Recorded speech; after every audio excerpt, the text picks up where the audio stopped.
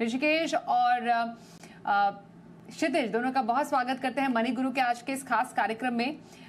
जितना जरूरी होता है समझना कि आपको निवेश में किन चीजों को करना है, शायद उससे भी ज्यादा जरूरी है कि आपको किन चीजों से बचना है। इसलिए आज हम उन बचने वाली या फिर गलतियों से सबको वाकिफ कराएंगे, जिससे कि आप वो नोट डाउन कर लें और बस उन चीजों को ना करें, तो आपके लिए काफी ज्यादा आसान हो जाएगा पूरा ये सेटअप।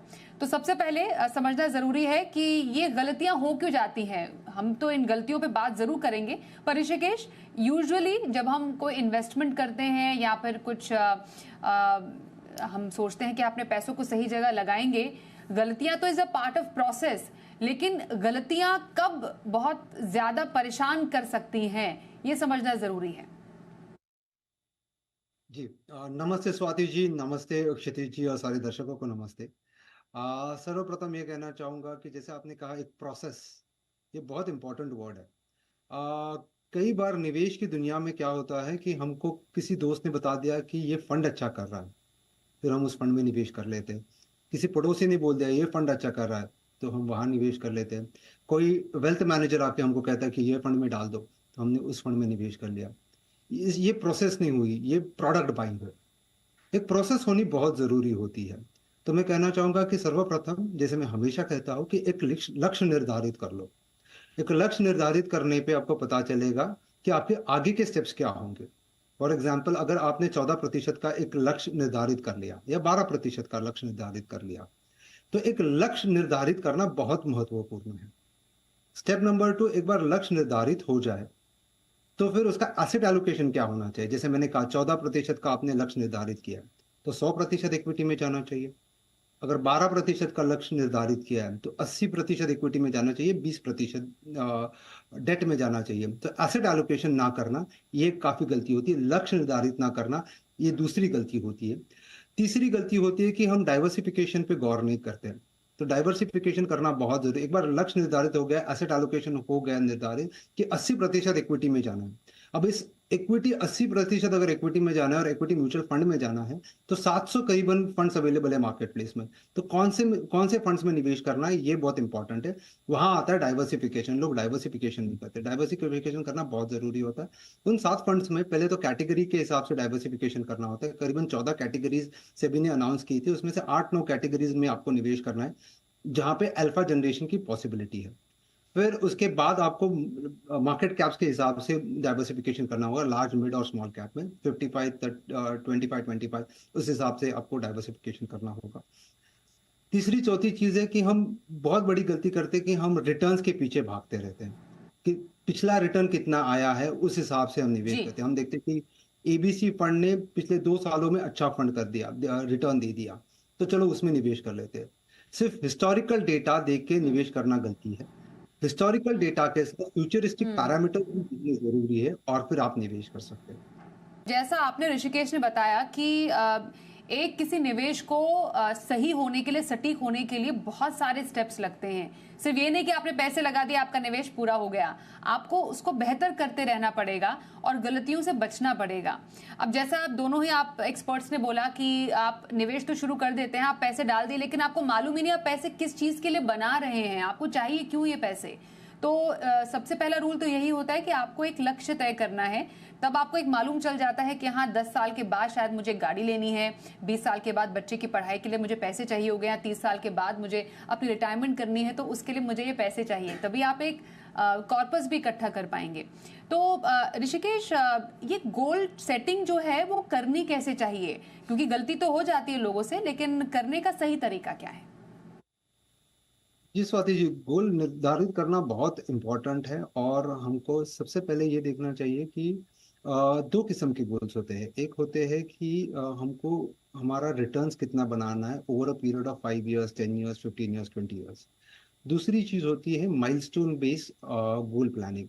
जैसे आपने सही कहा कि बच्चे का एजुकेशन है, बच्चे की शादी है या फिर रिटायरमेंट है, तो दोनों के तरफ जो आपका लॉन्ग टर्म जो गोल है उसको आपको देखना है कि आपको 14 13 14% के हिसाब से ग्रो करना है। लेकिन जो आपके शॉर्ट टर्म गोल्स है उसको आपको देखना है कितने साल बाकी है। उदाहरण के तौर पे एक चीज बोलना चाहूंगा कि अगर मेरे बेटे की 10 साल के बाद ग्रेजुएशन की एक्सपेंस है, समझो 10 लाख की एक्सपेंस है आफ्टर 10 ईयर्स, तो उसको मुझे आज 7% से या 5% से डिस्काउंट करके देखना पड़ेगा कि मेरे को कितना पैसा लगेगा। अगर आज समझो 10 लाख की खर्चे है, तो 10 साल के बाद करीबन 20 लाख का खर्चा होगा, अगर 7% का इन्फ्लेशन जोड़ लो। तो बैकवर्ड कैलकुलेट करना पड़ेगा। तो 10 साल के बाद अगर 20 लाख चाहिए, तो मुझे क्या एसेट एलोकेशन होना चाहिए, क्या रिटर्न होना चाहिए, उस हिसाब से गोल प्लानिंग करनी पड़ेगी, माइलस्टोन गोल प्लानिंग। और जो लंबे अवधि की गोल प्लानिंग है, उसके लिए आप 13-14% का रिटर्न टारगेट रखो। तो 14% अगर आप रिटर्न टारगेट रखते हो, तो 10 साल में करीबन पैसा 4 गुना होने की गुंजाइश बहुत हाई होती है। एक बिल्कुल एक जो बात है पूरे इनफैक्ट म्यूचुअल फंड इन्वेस्टमेंट में ऋषिकेश, वो ये रहता है, लोगों को लगता है कि उनके फंड में अच्छा उन्हें रिटर्न मिल रहा है, या ऑन पेपर या ऑन स्क्रीन एक फंड बड़ा अच्छा रिटर्न दे रहा है, तो शायद यही फंड उनके लिए अच्छा है।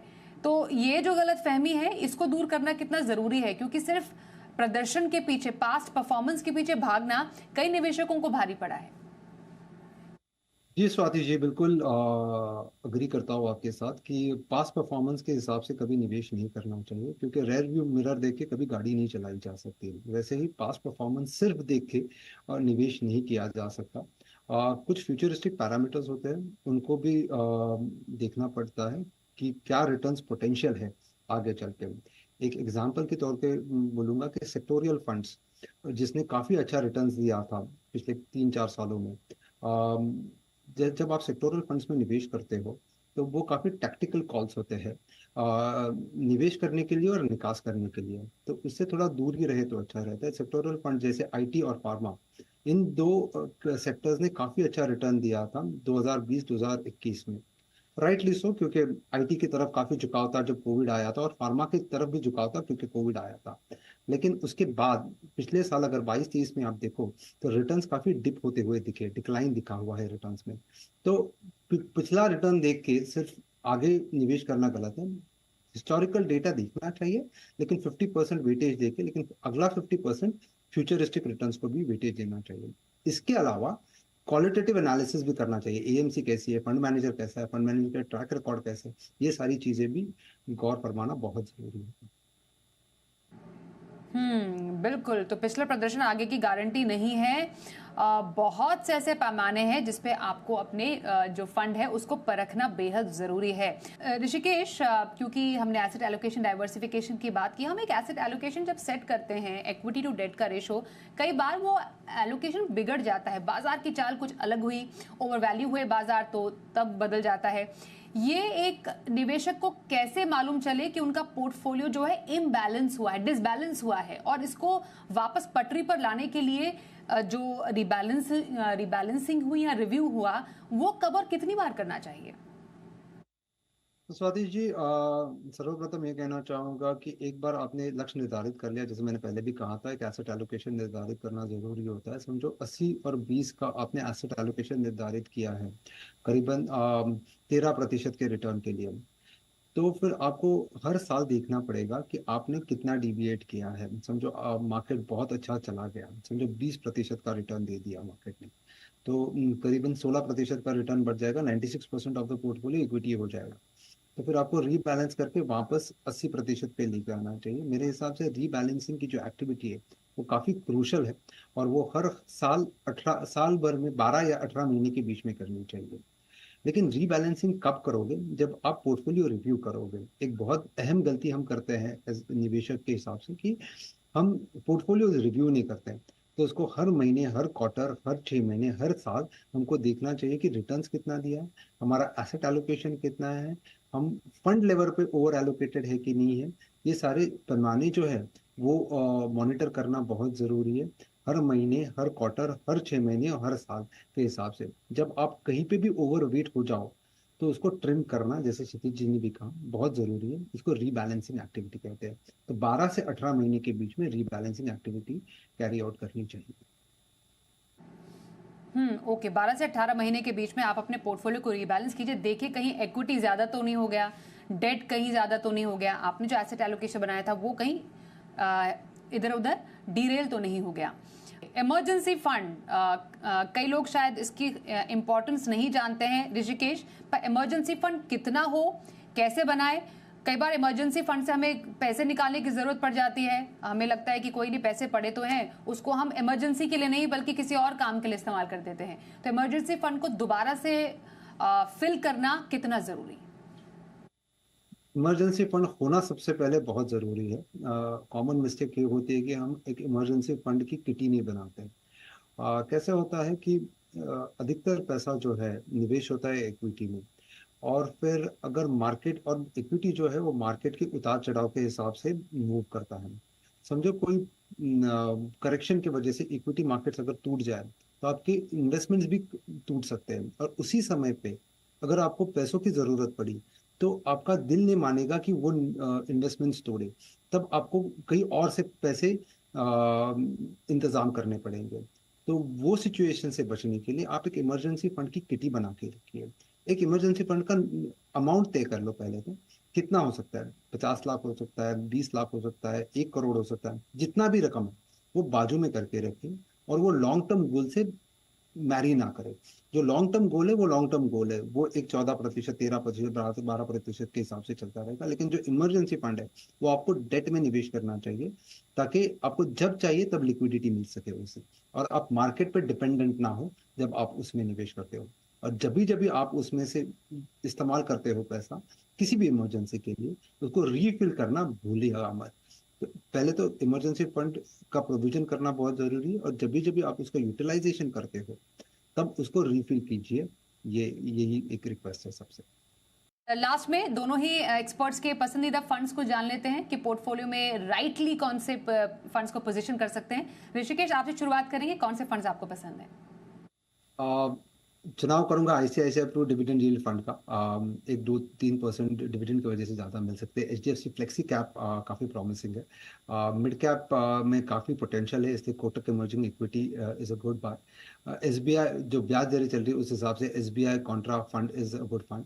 और स्मॉल कैप में भी पोटेंशियल है, तो इन्वेस्को का India small cap fund is a good fund. तो ये 5 फंड्स के बारे में मैं चुनाव करूंगा। ओके, तो निवेश की गलतियां जो आपको अवॉइड करनी चाहिए, इस पर हमने चर्चा की। कुछ पसंदीदा फंड्स भी जाने अपने एक्सपर्ट्स की तरफ से। धन्यवाद करेंगे आपका ऋषिकेश और क्षितिज इस चर्चा में शामिल होने के लिए।